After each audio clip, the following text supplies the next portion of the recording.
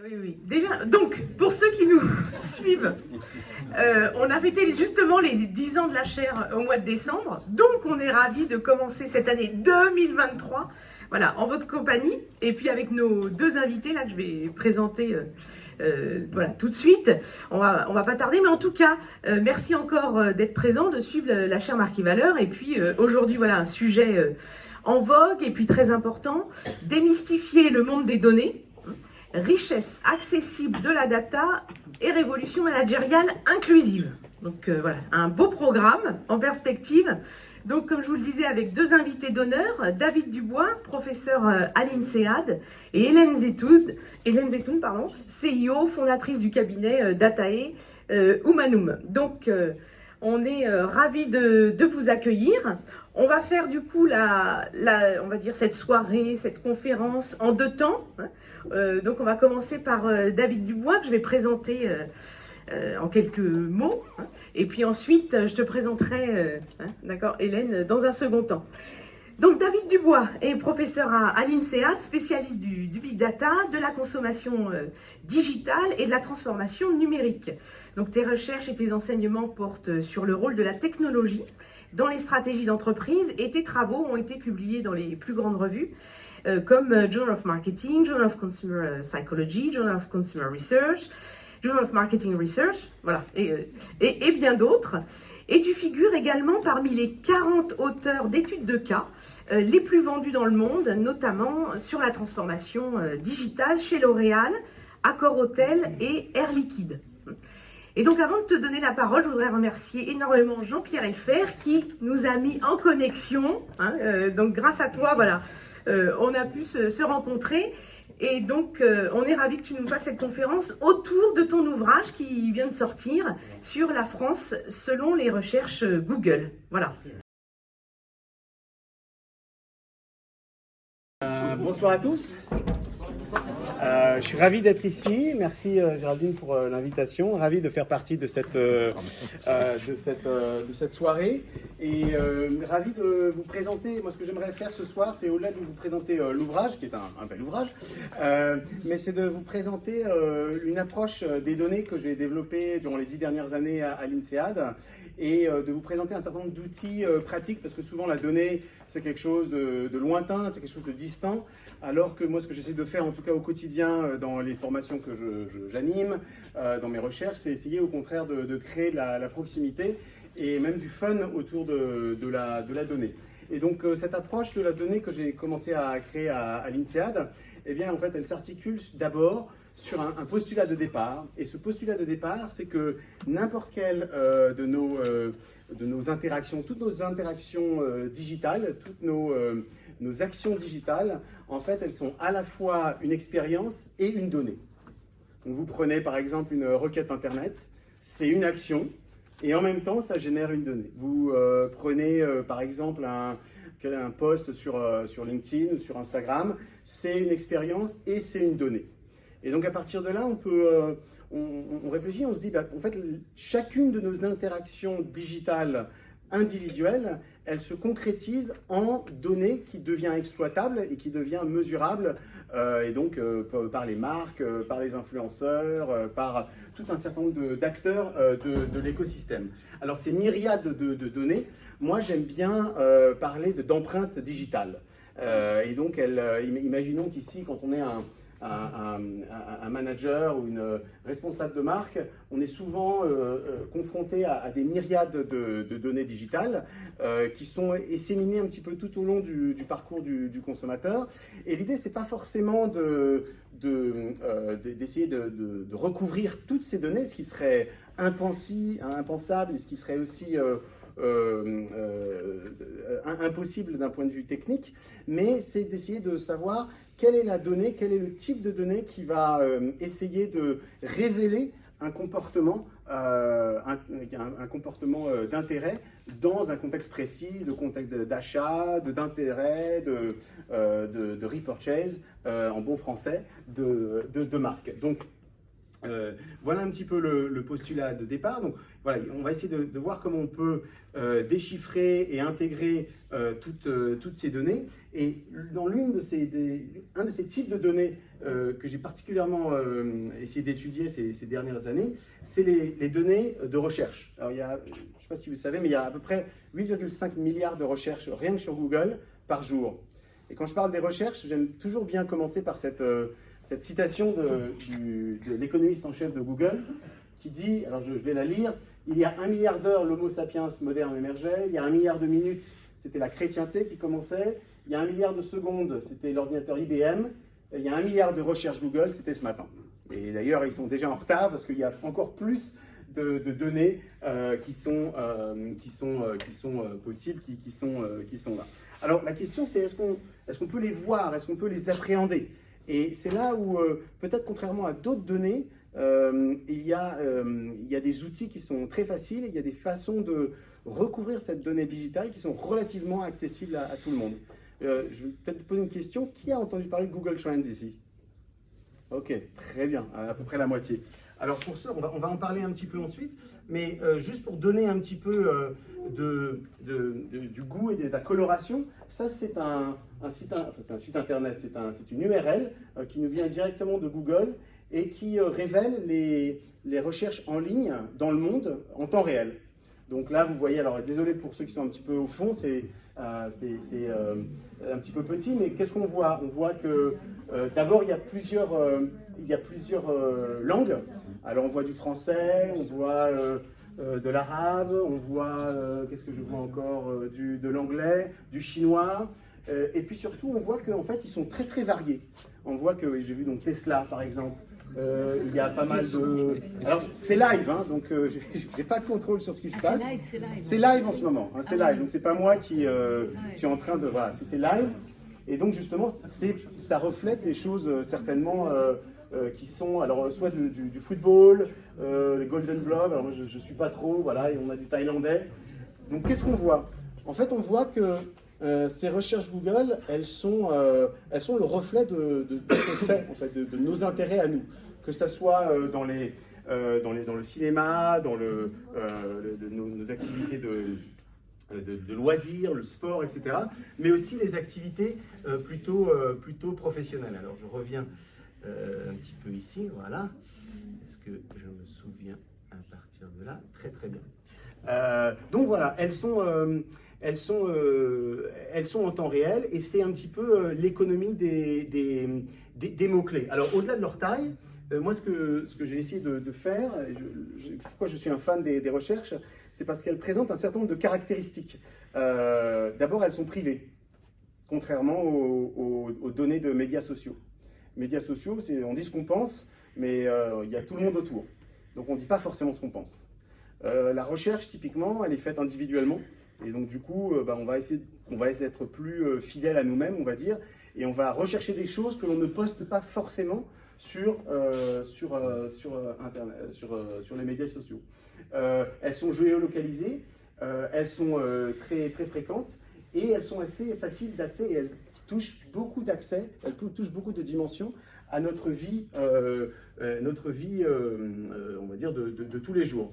Alors, quelques slides pour vous montrer un petit peu qu'elles reflètent vraiment la réalité. Alors ça, je vais beaucoup parler des recherches en France, et j'ouvrirai un petit peu sur les recherches, bien entendu, pour d'autres pays à la fin. Mais ça, voilà, est-ce que ces recherches, elles disent n'importe quoi et elles disent la vérité? Donc ça, ce sont les recherches pour le beurre et pour l'huile d'olive. Okay, donc vous voyez tout de suite le beurre, on recherche plus le beurre dans des régions, ou en tout cas des départements qui utilisent plus ce produit. Ça, c'est la France de l'huile d'olive, donc plus le pourtour méditerranéen, évidemment. On peut continuer, ça c'est la France du riz et la France de la pomme de terre. Donc France du riz, on voit, c'est assez urbain, donc on voit très bien Lyon et la région parisienne, et assez en fait sur le pourtour, pas les régions côtières, mais les régions vraiment qui sont, on va dire, pas très centrales.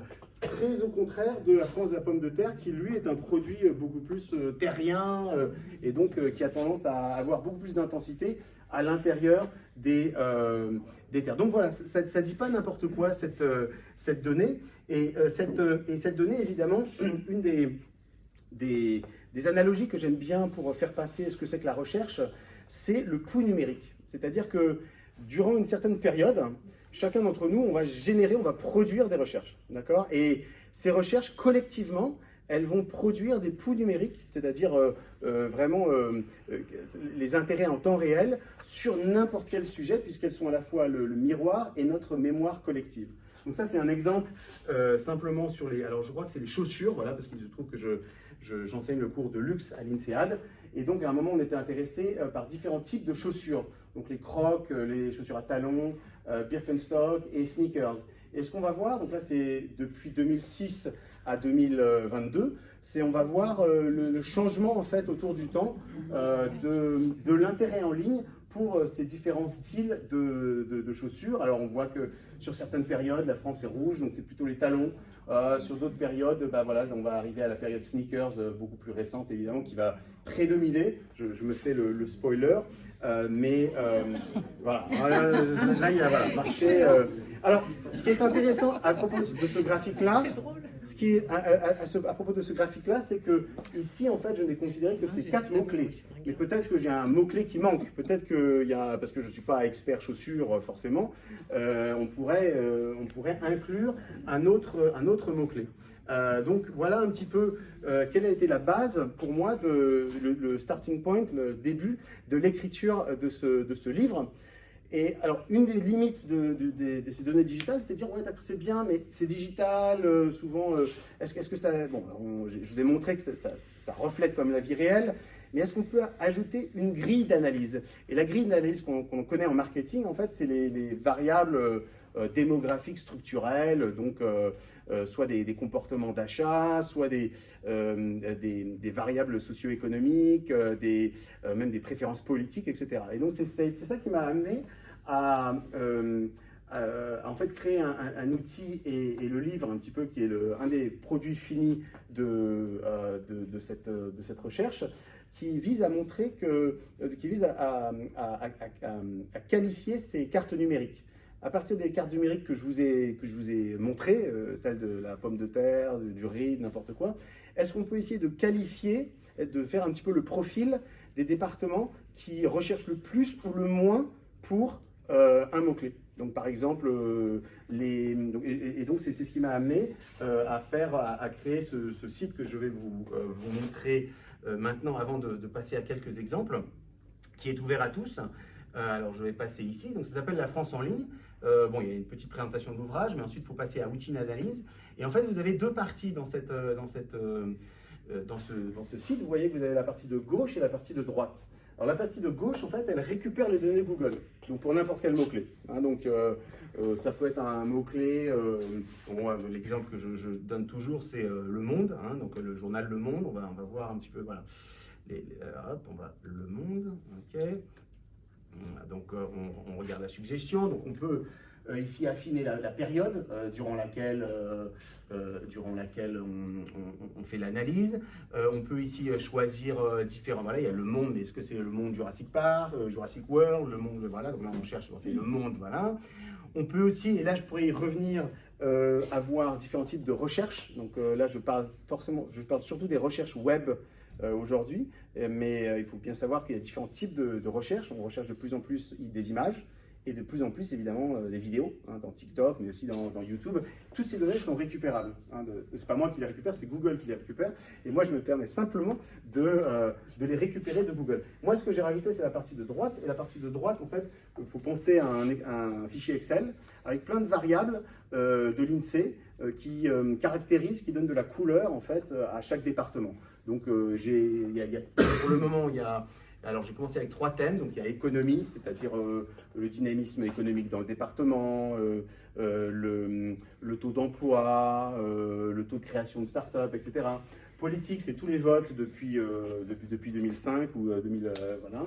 Et puis société, c'est la composition socio-structurelle, la proportion d'ouvriers, la proportion de cadres, etc.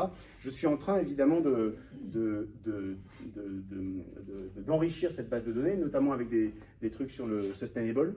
Et de toute façon, cet outil a vocation à être collaboratif. Donc si dans la salle, il y en a qui ont des idées, je suis tout à fait preneur. Donc à partir de ce moment-là, qu'est-ce que vous faites?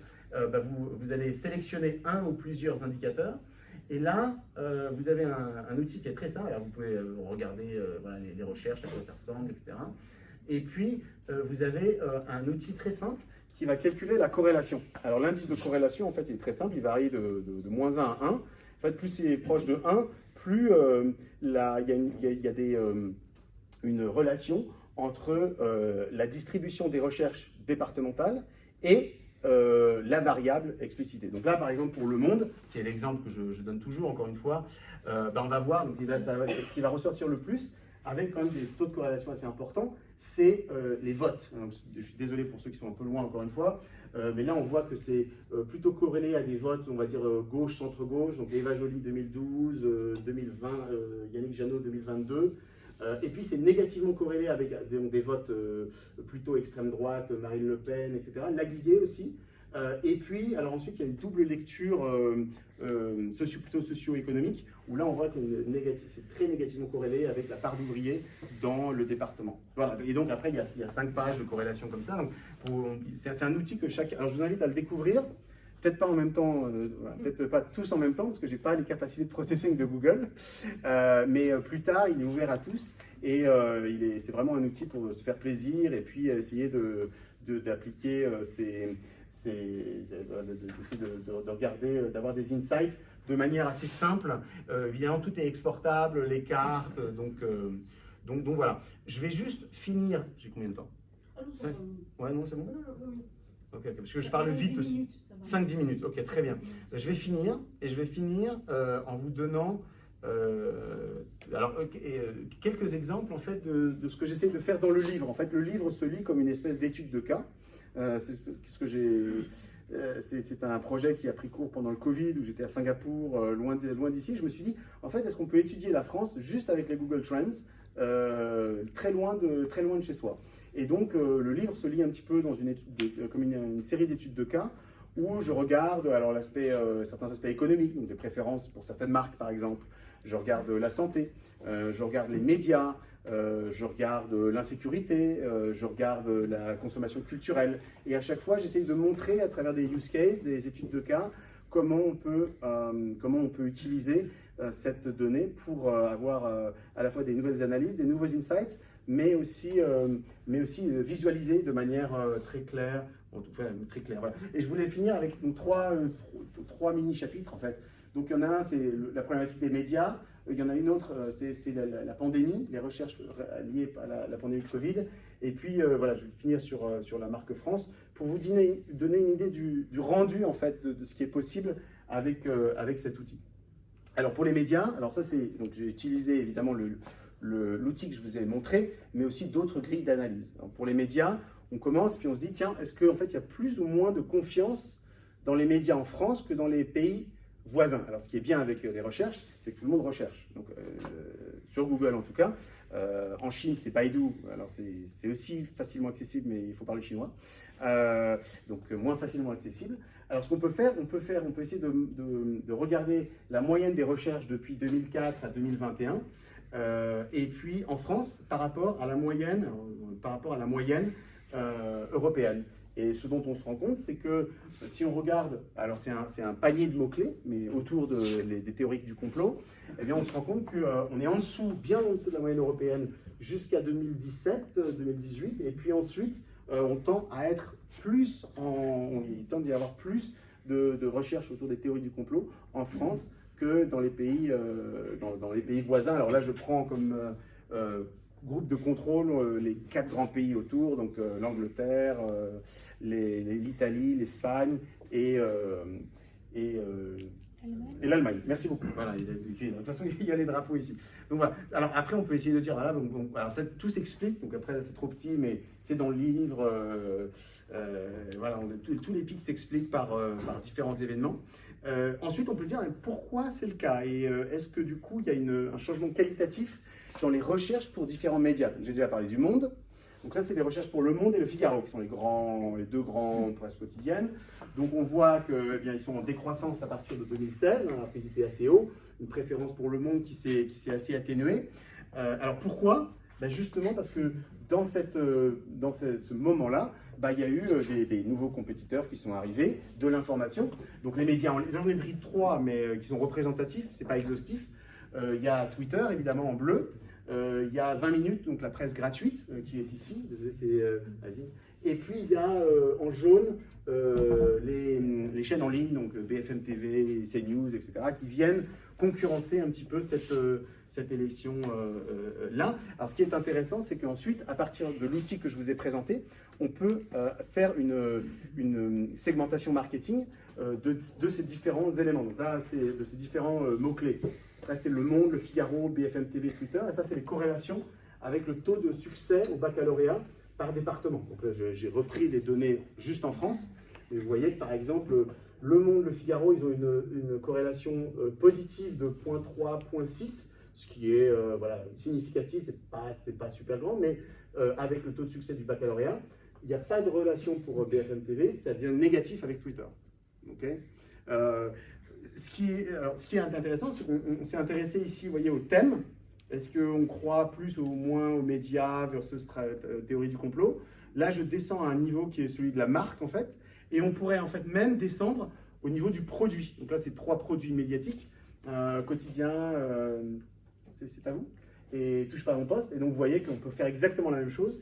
Et on peut faire, encore une fois, des analyses, des tableaux, qui sont les tableaux que je vous ai présentés plutôt du site internet. Et donc là, on voit aussi des différences de corrélation, que ce soit au niveau du baccalauréat ou que ce soit de la composition socio-économique du département, avec certains médias qui sont plus CSP+, certains médias qui sont plus CSP-, etc.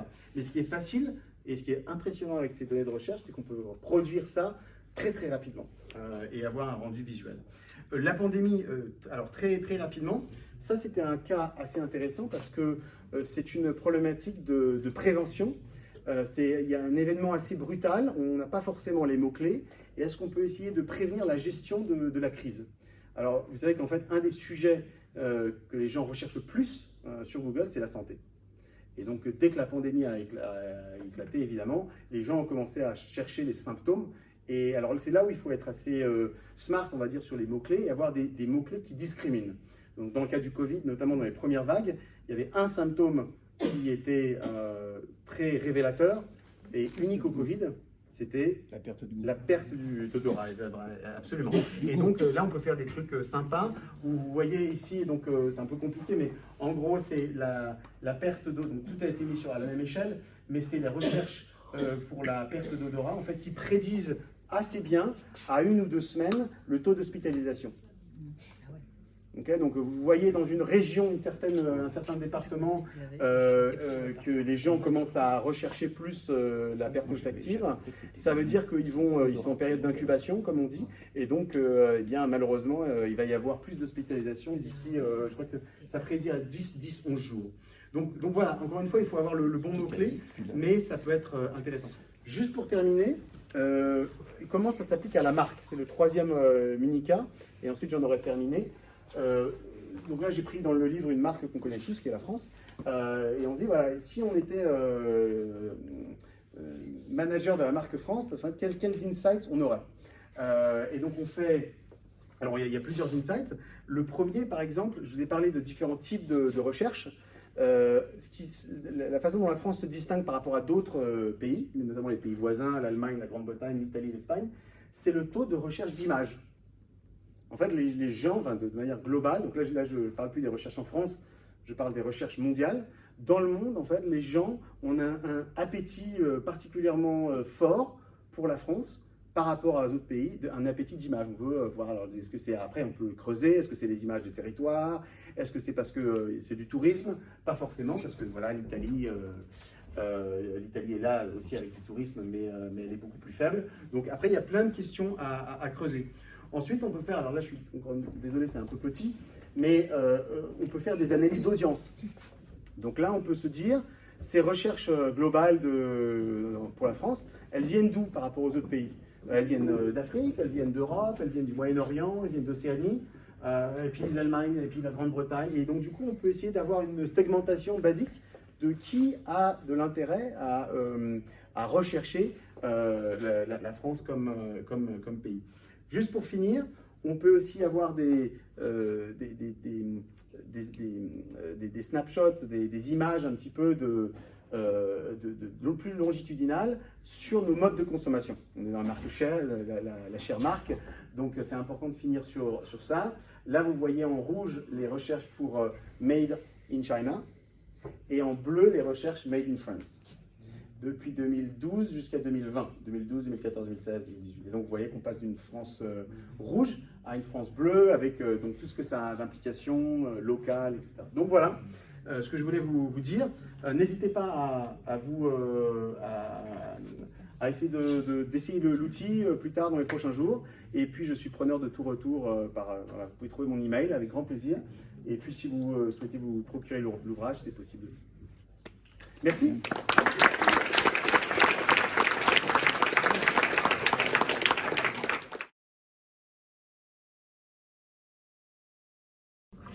Bien. Voilà, Hélène, ravie de t'avoir parmi nous. Donc, ça va être l'autre facette, puisque là, on va plutôt voir à l'intérieur de l'organisation, puis le côté humain de cette transformation digitale dans l'entreprise. Donc, avant de te donner la parole, voilà, j'aimerais dire quelques mots sur voilà, ton personnage. Hein. Donc, oui, attention, non, là, je ne vais pas me tromper dans les dates, j'ai pas de date, c'est bon. Donc, tu es fondatrice aujourd'hui du cabinet de conseil Data Humanum. Et pendant 20 ans, tu as travaillé dans des directions générales, des directions mondiales d'innovation et de business unit, notamment chez GFK et Ipsos. Et tu es donc ex-directrice générale d'Ipsos France. Mais ce n'est pas tout, hein, tu es également proche du monde académique. Donc tu as été notamment présidente de l'AFM, l'Association française du marketing. Donc voilà, là j'ai pas les dates et je ne les dirai pas. Voilà. Tu as été aussi membre du MIT Innovation Lab. Et puis tu es également Business Angel. Voilà. Et aujourd'hui, autrice de cet ouvrage, voilà, Data Humanum, passionnant, que tu appelles aussi un essai. Voilà. Avec plein d'exemples sur donc justement la data, mais du côté humain et organisationnel. Donc ça c'est le sujet d'aujourd'hui, mais je voudrais dire surtout qu'il y a 10 ans, donc là je ne me trompe pas, 10 ans, en 2012, tu étais, voilà, tu as été la première à nous faire confiance. Et grâce à toi, GFK a été le premier partenaire de la Share Marque et Valeurs. Et donc, je suis ravie de te voir aujourd'hui, 10 ans après. Donc, tu vois, tu ne t'es pas trompé. Je te remercie énormément pour ça. Voilà. Et donc, du coup, comme tu le sais, voilà, l'aventure a continué. Puis, et elle continue avec Ipsos également. Enfin bon, oui, voilà. Donc, voilà, je te laisse la parole. Je ne sais pas si tu préfères... Oui, moi je veux bien. Il vaut mieux celui-là. Ah bon? Oui, parce qu'il... Il n'est pas très bon? Ok.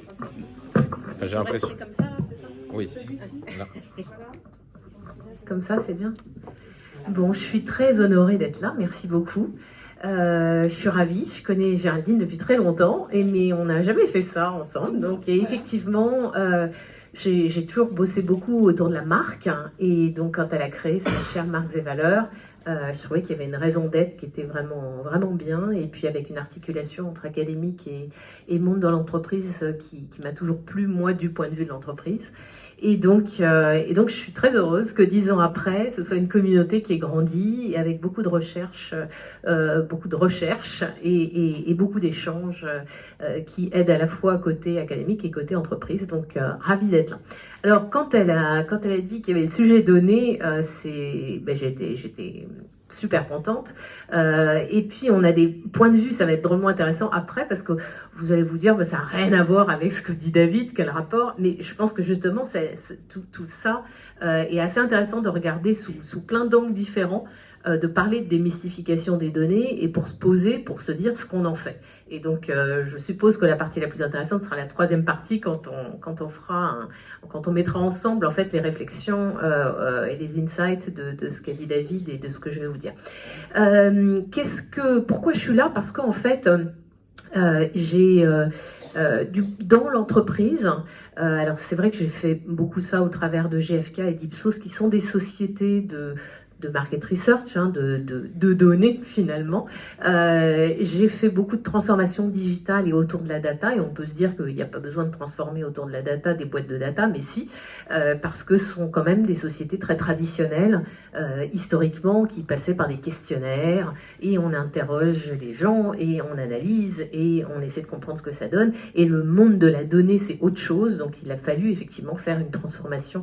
J'ai fait pendant, en gros, ces 10 dernières années, sous plein d'angles différents. Donc j'ai vécu en fait de l'intérieur dans une industrie assez traditionnelle, et il y en a plein des industries traditionnelles, c'est ce qui me passionne, le rapport à la technologie et le rapport au digital et le rapport aux données des gens de l'interne des entreprises, des clients, de toutes les parties prenantes en fait. Parce que si on fait une transformation, c'est pas juste pour un DG ou pour ses actionnaires ou pour les jeunes qui rentrent et qui ont envie que ce soit un peu plus digital. C'est emmener le projet dans son ensemble et pour qu'il crée de la valeur. Parce que l'objectif de tout ça, c'est créer de la valeur. Et dans les périodes quand même un peu soit de crise, soit chahutée, soit en pivot, il faut réfléchir différemment pour créer de la valeur. Et ces 10 dernières années, en fait, du coup, je m'en suis pas rendu compte, mais au fur et à mesure, ça s'est cumulé. J'ai cumulé une sorte de vécu et de ressenti. Et il y a peu de gens qui parlent, en fait, du ressenti de ce qu'il faut des ingrédients humains. On a l'impression que c'est toujours des feuilles de route, on met ça sur des Excel, on met sur des PowerPoint, on fait des town halls pour dire où on va, on suit les gens, on met des incentives, fait ci, fait ça, etc. C'est comme ça dans les entreprises, oui. Mais en fait, ça, c'est la façade immergée de l'iceberg. Et la façade, c'est la partie intérieure, en fait, de l'iceberg, c'est vraiment la vie de la transformation d'une entreprise autour, dit-on, du digital, mais en réalité des données. Et je vais y venir parce qu'il y a quand même une confusion dans les termes entre digital et données. Et aujourd'hui, je m'en rends d'autant plus compte en ayant effectivement monté mon cabinet en stratégie data, que je suis obligée de dire stratégie digitale et data, parce qu'il y a beaucoup d'entreprises en fait qui sont dans le digital mais qui n'ont pas de sens du tout de la data. Et si je leur disais juste stratégie data, ils me considéreraient pas du tout, parce que c'est une espèce de cheminement pour les amener à la donnée en fait. Donc tout ça, long story short, et désolée pour l'anglais que je risque de mettre un petit peu à droite à gauche, mais je suis venue ici en me disant, déjà, elle a parlé de moi, donc c'est très bien, en me disant que, en fait, il y a beaucoup de blocages dans les organisations en matière de données, en matière de digital. Et pourtant, tu as parlé d'outils qui montrent que c'est super accessible, qu'on devrait démystifier. Il y a plein de manières possibles d'accéder aux données. Et pour autant, dans les entreprises, et là, je parle pas des Google, je parle pas des startups natives en digital, je parle de toutes les entreprises traditionnelles qui probablement représentent la plus grande partie, en fait, du tissu économique en France et ailleurs. Et s'il y a une chose qui m'inspire, c'est cette phrase d'apocryphe. Tout le monde disait que c'était impossible, parce qu'il y a beaucoup de ça dans l'univers de la transformation, du changement et des données. Il est venu un imbécile qui ne le savait pas et qui l'a fait. Bon, alors l'imbécile, c'est bien s'il est curieux quand même, mais il y a beaucoup d'a priori. Et il ne faut pas les sous-estimer. Alors, je ne me rends pas compte combien d'entre vous ici dans la salle est en entreprise et travailler avec les données en entreprise. Il y a combien de personnes? Ah ouais, quand même pas mal. Un bon tiers. Ok, et donc ça dépend des entreprises. Si vous bossez chez Google, c'est pas pareil que si vous bossez ailleurs. Mais c'est un vrai blocage. Et il y a 3 choses en fait. Je me suis dit quand Géraldine m'a dit on va parler de la démystification des données. Bon, c'est pas juste pour parler de mon bouquin, vous pouvez le lire. Il est pas mal. Mais c'est du vécu, en fait, dedans. Et la première partie, je me suis dit, bon, je vais te dire ce que je pense qu'il faut faire après ce que j'ai vu, ce que j'ai vécu, ce que j'ai vu de différentes marques clients, etc. Mais la deuxième partie, c'est ce qui se dit pas normalement, le compliqué de l'interne, quand on soulève le tapis, il y a quoi? Et c'est toujours plus intéressant, je trouve, de soulever les tapis voilà. Et donc c'est pas juste ça, c'est de se dire, finalement, j'ai 3 messages à faire passer. Si je réfléchis, je prends un peu de recul. Il y a le message selon lequel, en fait, aujourd'hui, la démystification de la donnée, les gens ne se rendent pas compte à quel point c'est vital. C'est le premier point que je vais développer. Le deuxième élément, c'est que finalement, plus que vital, ça permet... Parce que vital, ça veut dire que si on ne le fait pas, on meurt. Donc, je pense vraiment ça. C'est presque spinoziste comme approche, un peu. Le deuxième élément, c'est qu'en réalité, on ne soupçonne pas à quel point ça peut être un élément de renouveau possible. Donc à partir du moment, il y a un aspect managérial, évidemment, derrière, stratégique et managérial, mais ça peut vraiment être un renouveau pour les entreprises et donc pour les marques.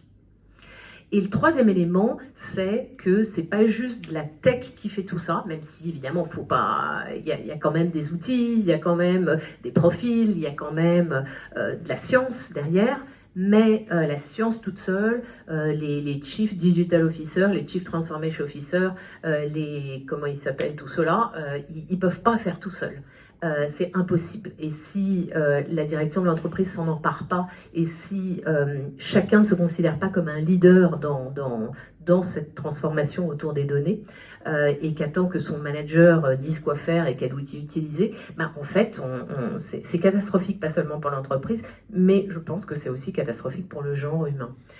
Parce qu'on est un peu une croisée des chemins, nous, individus, dans les entreprises, dans la société, entre est-ce qu'on y va ou est-ce qu'on n'y va pas, est-ce qu'on est observateur de ce qui se passe dans le monde au niveau des données avec toutes les frayeurs que ça représente, ou est-ce qu'on est acteur de ce qui se passe au niveau des données, et acteur, ça veut dire on en fait quelque chose. Alors on en fait quelque chose, et tu as montré un éclairage, il y en a 10 000 et tu as choisi celui-là en reflet de ton bouquin, mais c'est un éclairage, ça permet au moins c'est clair, et il y a plein d'autres éclairages comme ça, mais il faut être actif dessus en fait, il faut le faire, et c'est en le faisant que je pense que ça permet de comprendre, et ça permet d'exciter la curiosité et de passer le cap d'observateur à acteur, et donc ça peut tout changer tant au niveau du renouveau de l'entreprise, du renouveau des marques, du renouveau des sociétés, du renouveau des gens. Et comme je pense que je fais partie de ceux qui pensent que les entreprises ont un rôle sociétal à jouer, probablement un rôle peut-être plus important que celui des États en matière de numérique, et donc d'impact sur les gens, en fait, pas juste sur la marge de l'entreprise, alors dans ce sens-là, il faut s'y mettre. Donc d'abord, démystifier les données, c'est vital, parce qu'il y a des peurs partout. Ça part de là, parce que il y a beaucoup plus de peur qu'on imagine, et il y a beaucoup plus de peur qu'on ne le dit dans les organisations. Il y a toujours, les gens dont on parle sont les gens qui sont férus des données, du digital, et qui savent. Et de mon expérience dans beaucoup de boîtes, y compris celles que je sers aujourd'hui, je dirais, je sais pas, à la louche, il y a entre 10 et 15 et peut-être un tout petit 20% des gens qui sont, on va dire, dans les données au sens large, ça veut dire ont une affinité, ont un intérêt, comprennent en gros ou comprennent précisément, mais sont connectés, on va dire, au sujet des données, et voient l'intérêt. Mais pour autant, je pense que les gens, et en France en particulier, il y a une relation assez ambiguë avec les données en général. Alors, il y a aussi une histoire de sémantique, parce que le mot données, en fait, tu l'as mis dans ton titre en français, mais on l'utilise beaucoup en anglais en France, on parle de data. Et data, on dirait que c'est un gros monstre du Loch Ness, on ne sait pas trop ce qu'il y a derrière. En plus, ça renvoie à big data. Big data, c'est un truc terrible. Enfin, moi, je trouve le terme, je sais pas ce que t'en penses, ce serait intéressant d'en discuter, mais je trouve que c'est un terme catastrophique, parce que ça fait Big Brother, en fait. Et donc, comme en plus, il y a tout ce qui est législation, etc., privacy sur la data, etc. Donc, du coup, ça renforce les peurs, en fait. Et donc, c'est le phénomène Big Data, le phénomène Big Brother, on a l'impression d'être traqué, donc ça aide pas au niveau des peurs. 2, on a l'impression qu'on n'a plus de liberté individuelle. Moi, je connais pas pas mal de gens qui veulent même pas être sur WhatsApp à cause de ça, en fait, hein, et qui ne sont pas des gens qui ont 95 ans, hein, ça peut être des jeunes, hein, j'en connais des jeunes. Il y a pas mal de gens qui comprennent pas trop à quoi ça sert et qui veulent pas forcément dire à quoi ça qui comprennent pas trop qui comprennent pas trop ce que c'est et à quoi ça sert. En même temps, c'est pas très clair non plus. Faut pas non plus s'exciter trop. Il y a beaucoup de personnes qui ont peur de perdre leur modèle d'avant où on n'utilisait pas trop les données. Donc perdre leurs repères, perdre la perception de leur efficacité dans le nouveau modèle. Et puis la manière facile, c'est de dire c'est pas pour nous. Moi je vois ça même dans des grands noms, des grandes entreprises françaises traditionnelles, des belles entreprises avec des belles marques. Il y a des essais de transformation et finalement ils font un pas en arrière en disant ah bah la crise arrive, non mais c'est pas pour nous, on n'a pas besoin d'être dans le digital, on n'a pas besoin d'être dans la data, on a essayé quelque chose mais en fait non, et c'est la réalité. C'est pour les autres, c'est pour les GAFAM, c'est pour les Google, etc. C'est pas pour nous. Et donc, quand même compliqué. Et donc, c'est finalement, je faisais référence à ce que vous connaissez de Système 1 et Système 2 de Kahneman. C'est l'idée que le Système 1 de notre cerveau, en période où il y a des trucs un peu bizarres qui se passent, bah, tout d'un coup, il prend le dessus et on dirait qu'on raisonne plus, alors que c'est à nous de faire une espèce d'aller-retour entre l'intuition et la raison sur ce sujet. Et au final, dans les entreprises, il y a beaucoup de choses, éléphant et cherry on the cake. Donc éléphant, c'est les données, c'est l'éléphant, elephant in the boardroom, hein, c'est le gros éléphant qu'on voit pas, hein, vous savez, comme la vidéo avec le gorille qui passe et on le voit même pas, bah, c'est pareil, voilà, c'est les données, on les voit pas. Bah, comme finalement, c'est un peu ce que tu dis finalement, en disant, moi je veux que vous les voyez avec cette approche que je facilite. Ou bien, cherry on the cake, vraiment, la cerise sur le gâteau. Oui, pourquoi pas, mais ouais, en plus, faut voir combien ça coûte. D'accord, on va essayer, on verra après. Bon, il y a d'autres trucs plus importants maintenant. Maintenant, il y a le ESG, la sustainability, tu comprends, c'est quand même plus important. En plus, on est obligé, c'est la crise, etc. Et donc, les données passent à l'as. Donc, la réalité de beaucoup d'entreprises, c'est que c'est beaucoup l'éléphant et la cerise sur le gâteau. Alors qu'en réalité, il y a beaucoup d'enjeux. Les enjeux, ils sont clairement économiques, mais ils sont aussi sociétaux et humains. Et je vais commencer avec les enjeux sociétaux et humains. Et je pense que la démystification des données est complètement vitale sur les enjeux sociétaux et humains.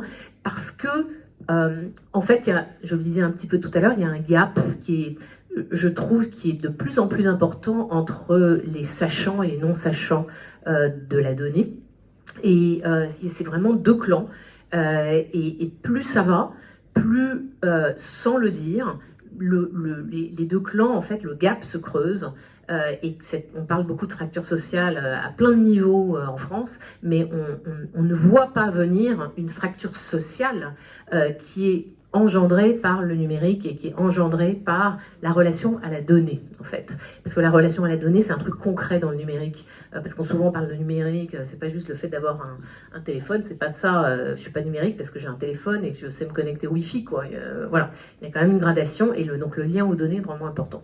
Donc, moi, je fais partie de ceux qui pensent que la responsabilité, en fait, des entreprises et le côté vital de la démystification des données, c'est de dire stop à cette fracture sociale, à essayer de réconcilier une responsabilité de l'entreprise, c'est de réconcilier les sachants et les non-sachants pour le bien de l'entreprise, mais pour le bien des gens. Et pour le bien du coup des sociétés, parce que l'addition des gens dans les entreprises, c'est une partie de la société quand même, donc c'est quand même important. Sans compter, et je développe pas mal de choses là-dessus dans le bouquin parce que j'y crois beaucoup, sans compter les gens qui par nature se mettent un petit peu à distance psychologiquement en fait du digital et des données. Il y a beaucoup les femmes, il y a beaucoup les personnes plus âgées, donc c'est quand même très segmenté par rapport à un certain nombre de critères comme ça, ou des personnes qui sont plus dans des milieux ruraux, donc qui ont moins d'accès, facilité, etc. Et donc c'est dans ce sens-là que la fracture sociale devient... C'est terrible parce qu'elle est plus invisible que d'autres formes de fracture sociale. Et elle est plus catastrophique pour l'avenir. parce que le rapport au travail va devoir passer par là et qu'on le sous-estime aujourd'hui. On dit oui, il faut que ce soit hybride, ceux qui sont hybrides c'est mieux, ceux qui sont pas hybrides, on discute du futur de travail, c'est ça. Non, enfin moi je trouve pas du tout ça. C'est la cerise sur le gâteau ce truc-là. Le truc de base c'est le rapport aux données et ce qu'on fait avec les données, c'est un moyen d'être concrètement en fait dans le monde du rapport à la technologie dans le travail. Le deuxième élément, c'est que la démystification, elle est vitale au niveau économique également. Et c'est vrai que dans l'entreprise, c'est ce que tu suggérais beaucoup en fait, il y a plein de données. Quand je dis dans l'entreprise, c'est tout le monde aussi, puisque tout ce qui est Web Analytics, Google Search, etc., tout le monde y a accès, y compris les gens d'entreprise. C'est les gens, en fait, comme plein d'autres types de données, évidemment, les données de vente, les CRM, l'open data, qui est carrément sous-évalué, sous-estimé dans les entreprises, alors que par définition, en plus, c'est gratuit et accessible. L'IoT, les enquêtes, il y a plein de données. Et ensuite, il faut se poser la question de ce qu'est une donnée. Mais tu suggérais qu'une photo, c'est une donnée? Oui, une photo, c'est une donnée. Une vidéo, c'est une donnée. En fait, la discussion qu'on a ce soir, c'est de la donnée également. Mais si on la capte, si on la mesure et si on en fait quelque chose. Donc en fait, il y a beaucoup de choses qui sont données et qu'on ne soupçonne pas parce qu'on n'exploite pas. Et aujourd'hui, ce qu'on sait, c'est que si on n'exploite pas les données, alors on a un risque concurrentiel. Donc le vrai problème, du côté vital en fait de la démystification des données, c'est que ne pas démystifier les données, c'est aller dans le mur en fait sur le plan de l'avantage concurrentiel à un moment donné, parce qu'on ne soupçonne pas qu'il va y avoir un nouveau business model qui va à un moment donné se percuter. Et je fais référence en fait ici à une étude que je trouve très bien, même si maintenant elle date de 2021 et c'est presque un peu vieux sur ces sujets-là, de Peter Veil du MIT, qui dit qu'il y a 51% des entreprises dans le monde en fait qui ne sont pas transformées, donc 49% qui ont engagé une transformation, et dans celles qui ont engagé une transformation, qu'elle soit plus d'ordre externe, liée au client, à la customer experience, ou plus d'ordre interne, liée au marketing ou liée aux opérations, eh bien, il y en a 22% qui arrivent à créer beaucoup de marge avec la transformation digitale en utilisant les données. Et donc, plus on utilise les données avec un double objectif, plus là, on est à une moyenne de plus 19 points de marge. Et si on ne transforme pas, et en tout cas c'est ce qu'il observe dans cette étude, j'ai trouvé une des plus complètes en la matière, c'est moins presque 8 points de marge. Et donc ça veut dire qu'on ne soupçonne pas à quel point ne rien faire, donc fermer les yeux sur le principe de transformation et notamment l'utilisation des données dans la transformation digitale, c'est finalement se faire un peu harakiri, si ce n'est pas aujourd'hui, ce sera demain, en termes de création de valeur et donc on va perdre de la valeur. En revanche, si on le fait, et si on le fait bien, on va beaucoup gagner en valeur. Et donc, en fait, on est à une espèce de chemin qui se croise, et on ne soupçonne pas à quel point, en fait, on est un peu au bord de la falaise. Mais il y a plein de boîtes qui ferment les yeux sur le fait qu'elles sont au bord de la falaise, mais elles le sont. Parce que la réalité, c'est moins 8 ou plus 19. Alors, entre deux, il y a un chemin, ça se fait pas, c'est pas blanc ou noir, mais je pense que c'est quand même assez important d'avoir en tête qu'il y a un risque à pas démystifier la donnée également, pas juste une opportunité à le faire. Et je ne vais pas rentrer là dans tous les détails, et vous aurez tout le détail dans le bouquin si vous avez envie de le lire, mais c'est vital aussi parce que ça va plus loin que juste créer des points de marge. C'est vital parce que ça aide à faire évoluer le business model de la boîte. C'est pas évident de faire évoluer un business model de boîte. Je pense que ça se dit de plus en plus. Ah oui, il faut faire évoluer le business model. Très bien, mais en réalité, comment on le fait? Il faut que ça passe par la data. Il y a tellement de choses qui sont faites au niveau digital, qui utilisent des données, ne serait-ce que le marketing digital. Vous parliez de targeting tout à l'heure, etc. L'air de rien, c'est de la donnée, tout ça. Mais le truc, c'est que ça sert à des choses concrètes, c'est très très bien. Mais en fait, si on n'exploite pas la donnée dans une espèce de plateforme de données, de data lake ou de master database ou un truc où on rassemble ces données pour en faire quelque chose, on capte les données, alors on ne pourra jamais réfléchir en fait avec ces insights à analyser comment se transformer, quel nouveau produit lancer, etc. Et c'est ça qui est intéressant pour potentiellement changer de business model. Et je pense que c'est si on arrive à changer de business model que à ce moment-là, avec cette perspective de démystification des données et de savoir quoi faire avec ces données, que ça peut amener à une forme de renouveau, et il y a une responsabilité des entreprises autour de ça, de renouveau des entreprises, et donc de renouveau des marques dans la plupart des cas. Alors j'ai juste pris quelques exemples selon moi, de renouveau avec cette idée de transformation digitale qui passe d'entrée de jeu par les données. Récemment, en fait, j'ai eu beaucoup d'échanges avec Picard-sur-Gelée. Tout le monde connaît Picard-sur-Gelée en France. Et Picard-sur-Gelée, il y a une nouvelle PDG qui est rentrée, qui vient d'Auchan pendant le Covid, en 2020. Et c'est drôle quand elle m'a expliqué, elle a repropulsé complètement Picard-sur-Gelée. Et elle m'a dit, la première chose que j'ai faite en rentrant chez Picard-sur-Gelée, et c'était en juin 2020, hein, donc quand même en plein Covid, elle me dit, j'ai regardé ce qui se passait au niveau de notre CRM, au niveau des datas qu'on avait, et j'ai cherché si on avait un statisticien qui faisait quelque chose de nos données. Déjà, c'est rare. C'est la première chose qu'elle m'a dit pour me parler de sa transformation. Et elle me dit, j'ai trouvé un informaticien, il était dans un coin et tout seul, managé par quelqu'un qui comprenait pas trop ce qu'il faisait. Et donc, je l'ai sorti de là, j'ai parlé un peu avec lui, je lui ai fait faire une formation en data science. Bref, c'est lui aujourd'hui qui dirige en fait toute la data pour Picard-sur-Gelée. Et elle a complètement, son premier investissement, c'était créer un data lake pour essayer d'avoir des insights et avoir des idées derrière en engageant les gens de ce qu'on pourrait faire au niveau produit, au niveau prospection, au niveau à tous les niveaux, au niveau de nouveaux magasins, au niveau de plein de choses. Donc, elle a décidé avec ça, ce qui paraissait un pari fou, mais qui a l'air d'être en train d'être réalisé, qu'elle ferait plus 30% en 5 ans. Elle en est à plus 22. Pas mal. Ben, c'est que les données. Alors là, à voir, parce que c'est le début, vous avez vu peut-être récemment que Louis Vuitton décidait de lancer des hackathons, etc., pour transformer l'entreprise en maison data-centrique. Et donc ça va être vraiment, on ne sait pas encore quoi, mais c'est essayer de s'orienter dans un sens data. C'est un début d'initiative. Ils ont... en termes de communication, en tout cas, ils n'en sont pas encore à dire quelle forme de création de valeur ça va avoir, mais il y a une dynamique, et donc une dynamique de renouveau, on va dire, je pense, au moins sur un plan managérial. J'aime bien parler de cet exemple Michelin, parce que Michelin est une belle boîte historique, française, traditionnelle, qualité, etc. et très très challengée forcément sur son business historique qui est le pneu, pas seulement par rapport au prix asiatique, mais aussi par rapport au principe de mobilité qui est complètement différent aujourd'hui par rapport à avant.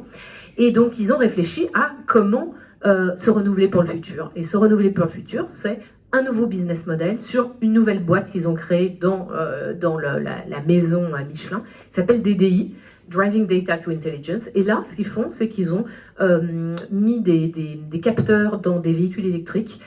Et donc, ils ont capté, en fait, toute forme de données de conduite, y compris l'adhérence à la route, etc., en fonction de l'heure de la journée, en fonction du comportement de conduite, de plein de critères. Et avec ça, en fait, ils ont travaillé ces données pour vendre des services, finalement, c'est plus des produits, c'est des services, vendre des services qui sont des services du type des apps pour les chauffeurs de poids lourds, pour être bien sûr qu'ils vont être alertes dans leur conduite, ou d'autres types de produits qui vont servir à des équipementiers d'autoroute ou à des assureurs. Donc rien à voir, c'est même pas les mêmes clients. Renouveau de la marque, renouveau de l'entreprise, renouveau des talents, renouveau de l'énergie dans l'entreprise, renouveau des discussions, renouveau de beaucoup de choses en fait. Ça crée un élan. C'est ce que je veux dire au travers de ces exemples. Et le dernier exemple dont je vous parle, c'est Signify. Je ne sais pas si vous connaissez ce nouveau nom de Philips Lighting, qui était la partie éclairage de Philips, qui a été détaché de Philips et puis mise en bourse en 2016, je crois. C'est un groupe qui fait 7 milliards d'euros. En 3 ans, sur les 7 milliards, il y a 1,5 milliard qui a été tourné vers de l'éclairage connecté, parce que tout est passé en LED. Et à partir du moment où on est en LED, enfin 90% de ce qu'ils vendent maintenant est LED, à partir du moment où on est en LED, on peut se permettre de faire de l'éclairage connecté, donc avec des capteurs qui captent autre chose comme type d'information, de la présence, plein d'autres critères, de la température, plein d'autres choses qui peuvent être applicables. Donc on peut dire cas d'usage, mais c'est plus que des cas d'usage, c'est un business qui est complètement renouvelé, où ils vendent par exemple des systèmes d'horticulture pour que avec des capteurs d'éclairage sur les laitues, en fonction de ce qui se passe en real time, des conditions en fait de la terre, de la pluie, etc., que l'éclairage va adapter ce qu'il faut pour qu'il y ait toutes les capacités nutritionnelles sur la laitue. Bref, tout ça pour dire que ça permet une nouvelle proposition de valeur. Et ce sont ces données, en fait, qu'on capte au fur et à mesure qui permettent de mieux les réinvestir pour savoir quoi en faire, auprès de qui, et d'adapter les produits en fonction. Et donc, c'est du coup une nouvelle relation au client. C'est une nouvelle relation entre la marque et les utilisateurs de la marque. Et donc, c'est dans ce sens-là que je trouve qu'il y a un renouveau qui est drôlement intéressant. Et non seulement un renouveau qu'on doit faire à des fins de business, vous avez vu à chaque fois, ça crée quand même énormément de valeur, mais aussi un renouveau en termes de responsabilité, de s'y mettre à la donnée, mais de s'y mettre de manière éthique, forcément, parce que vous imaginez bien que derrière l'Internet des objets qui est chez Signify, il y a quand même aussi tout un aspect de protection, privacy, toute une gouvernance, je ne développe pas là, mais qui est fondamentale dans la manière de travailler ce renouveau. Et enfin, démystifier les données, c'est un peu lié à ce que j'ai dit avant, mais c'est vraiment dans l'entreprise, c'est une affaire d'humain. C'est pas juste une affaire, et pas que, ou pas, une affaire de technologie. Les directeurs de technologie ne seraient pas très contents que je dise ça, mais en réalité, pourquoi? C'est parce que les directeurs IT dans les entreprises traditionnelles, aujourd'hui, sont un peu challengés dans ces transformations autour des données, parce qu'ils n'ont plus leur pouvoir central qu'ils avaient historiquement. Ils sont obligés de s'ouvrir, parce que le principe d'une database transversale à l'ensemble de l'organisation, c'est de le permettre sur le plan tech, mais de le permettre de manière ouverte. Donc, il ne faut pas que le IT soit une porte fermée qui ouvre seulement entre 17h30 et 18h pour donner l'autorisation de ci ou de ça. Ils doivent s'occuper de tout ce qu'il faut sur le plan cybersécurité, etc. En revanche, ils doivent ouvrir. Et du coup, ils n'ont plus le même pouvoir qu'avant. Donc, c'est pour ça que tech, ça change. Et la data science a probablement plus de pouvoir qu'avant, et le IT, on en a besoin, mais pas pour les mêmes choses. Donc tout ça, ça change. Pour autant, le vrai challenge, c'est, je pense, que pour que ça marche, ce changement, en fait, cette démystification finalement de la donnée, et pour que les gens s'en emparent, parce que finalement, pour vraiment le faire, il faut que les gens s'en emparent dans les organisations, eh bien pour moi, ça passe vraiment par une révolution managériale. Alors, on dit inclusive, parce que je pense qu'il faut que ça concerne tout le monde. Il y a beaucoup de boîtes qui font en sorte que ça concerne que les nouveaux talents qu'on recrute et qui sont des gens du digital. Eh bien, en fait, je pense que ce sont les gens qui ont fait ça. En fait, il y a quelques années, c'était normal de commencer par là, mais maintenant, on est quand même un peu en phase 2. Et le faire, c'est catastrophique parce que ça nourrit, en fait, la fracture dont je parlais tout à l'heure. Alors qu'en réalité, il faut que ce soit complètement inclusif, c'est-à-dire que tout le monde dans l'organisation, moi, je suis vraiment pour l'entreprise apprenante, tout le monde doit, en gros, savoir de quoi on parle. En gros, savoir à quoi ça sert. En gros, comprendre quel peut être l'impact pour son propre job. Et donc la base, le fait de savoir ce dont on parle, donc l'entreprise apprenante et responsable, je pense que c'est vraiment quelque chose de fondamental. Il y a de plus en plus de boîtes qui se mettent à créer des académies, du digital, etc. Très bien, mais c'est beaucoup les grosses boîtes qui font ça, et si ça pouvait être toutes les boîtes, ce serait mieux, parce que ça toucherait beaucoup plus de monde. Donc c'est le premier élément. Le deuxième élément, c'est que c'est bien connu, savoir c'est bien, mais comprendre c'est autre chose. Et en fait, on parle beaucoup de test and learn, on a l'impression que c'est le mot à la mode qu'il faut mettre plugué à droite à gauche. En réalité, c'est quand même drôlement important, je pense, sur ces sujets de data, de digital et de data, parce que ça permet aux gens de comprendre concrètement, en fait, ce que va apporter la donnée, en fait, et comment on peut réfléchir différemment autour de la donnée. Et puis enfin, et ça rejoint ce que disait David tout à l'heure, si on imagine dans le cadre de l'entreprise, c'est la responsabilité d'un dirigeant, c'est aussi de fluidifier l'accès à la donnée et de faire en sorte que les organisations soient plus ouvertes historiquement. Chacun est un peu dans son coin, on parle de silos, chacun est un peu dans son coin, mais à partir du moment où on met une organisation où les datas sont à disposition pour pouvoir en faire des choses pertinentes pour chacun et donner la liberté d'avoir une nouvelle forme de création de valeur avec ces données, donc réflexion sur comment on pourrait travailler différemment avec ces données, ce qu'on pourrait vendre différemment avec ces données, et comment le faire. Eh bien, s'il y a plus de liberté autour de ça, il y a beaucoup d'organisations qui ne fonctionnent pas avec beaucoup de liberté, donc je suis pour la liberté organisée, certes, mais quand même la liberté, et permettre que cette fluidité soit comme un espèce c'est comme organique en fait, hein. Les données sont comme une vision assez organique de l'entreprise, comme si c'était un peu la sève d'un arbre en fait. Il faut une vie derrière un renouveau, et les données font partie de cette vie possible. Et enfin, ça m'amène à dire que sur le plan managérial, ça suppose pas juste d'avoir une feuille de route digitale ou une feuille de route qui dit essayez ci, essayez ça en termes de données. Ça suppose d'avoir une psychologie ouverte à ce que les données changent la donne du travail et de ce qu'on vend, et du rapport entre la marque et les clients. Ça suppose d'avoir une philosophie de l'entreprise qui est assez différente de celle qu'on a eue précédemment. Et il y a beaucoup de gens qui vont dire mais qu'est-ce qu'elle raconte avec cette philosophie, aucun rapport, on parle de business et c'est tout. Je pense qu'on est à un moment tournant, à un pivot des entreprises qui doivent se permettre, on parle de raison d'être, c'est un peu dans la même logique, on parle toi, tu parles beaucoup d'idéologie de marque, et on est un peu dans le même esprit, en fait. Si on utilise les données, c'est à un moment qui est une sorte de point d'inflexion dans l'idéologie de l'entreprise et de la marque. Et donc, si on développe une philosophie autour de ça, ça permet d'embarquer, et ça permet de donner une raison d'être à pourquoi aller plus loin avec les données. Et puis, du coup, ça suppose de craquer un certain nombre de sujets culturels qui sont pas faciles à craquer, mais qui sont, selon moi, l'affaire de tous, pas que l'affaire de la direction. Et plus on développe du coup une notion de leadership autour des données et pas juste de management des données, plus je pense que ça va dans le bon sens. Le management doit se renouveler beaucoup autour de la notion de leadership, et donc c'est l'occasion avec les données.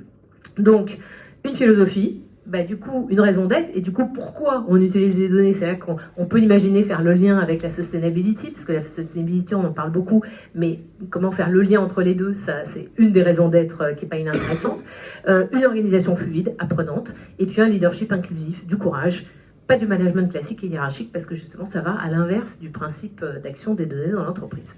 Voilà ce que j'avais envie de vous dire aujourd'hui.